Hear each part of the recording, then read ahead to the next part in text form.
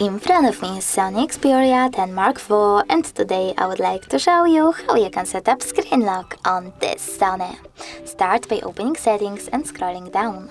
Now you need to choose security section over here and click on screen lock.